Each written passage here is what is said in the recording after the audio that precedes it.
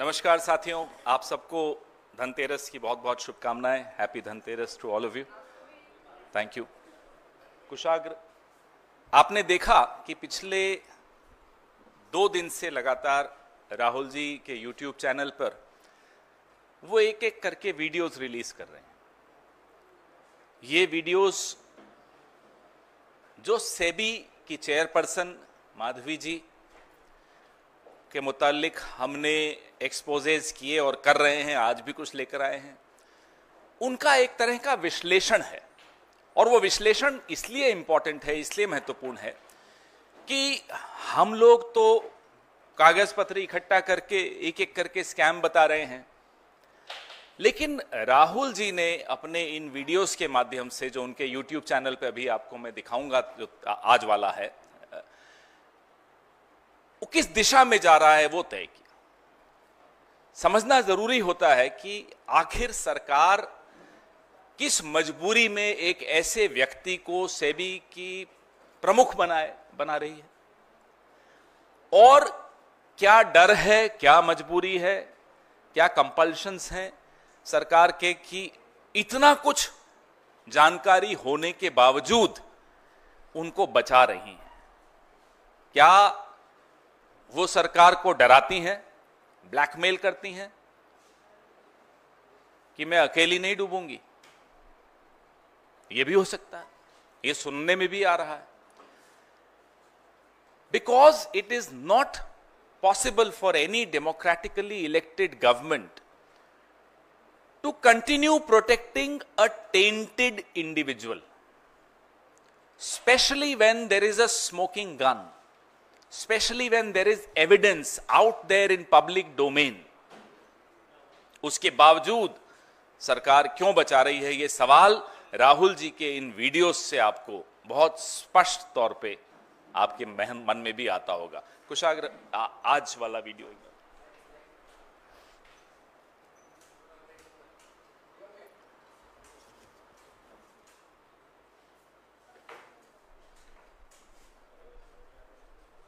So I'm wondering if there is someone from the national security establishment sitting in this little box.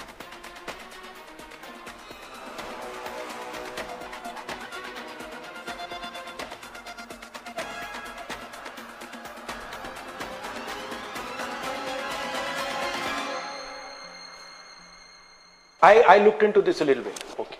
The laptop dikhao. Just get a chair, no. So here's his website, right? And we have our capabilities, unmanned systems, right? Counter drone systems, small arms and accessories. So let's look at small arms. Okay. We go to small arms. Now, this thing, right, which they've called Abhay, is basically it's a Tavor. It's an Israeli rifle. How do you know that?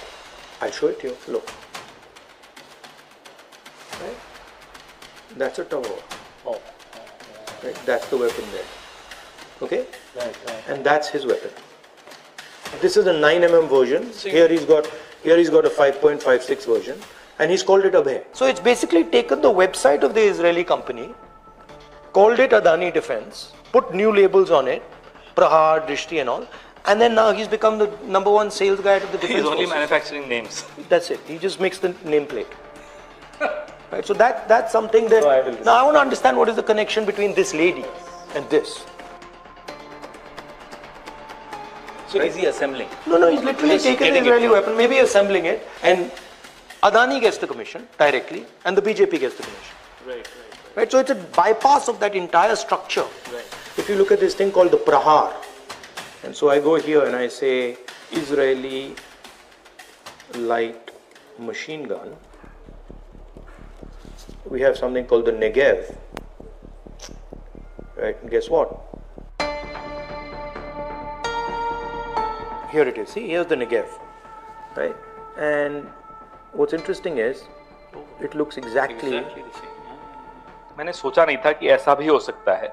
ये undermine करता है 2 चीजें, देश की सुरक्षा को और नौजवान के भविष्य को। राहुल जी लगातार अग्निवीरों से आप देखते हैं मिल भी रहे हैं, और सरकार को बार बार कॉर्नर इस मुद्दे पर कर रहे हैं कि भाई आप क्या कर रहे हो देश की सुरक्षा के साथ और नौजवानों के भविष्य के साथ, आप क्यों खेल रहे हो?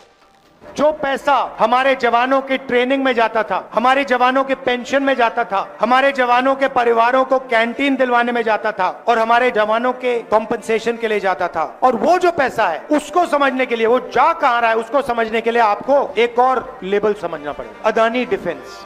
अग्निवीर का पैसा उधर जा रहा है, इस साइड से अग्निवीर के जवानों का पैसा निकलता है आपकी जेब में से और सीधा अदानी जी के जेब में जाता है। यह है सिस्टम।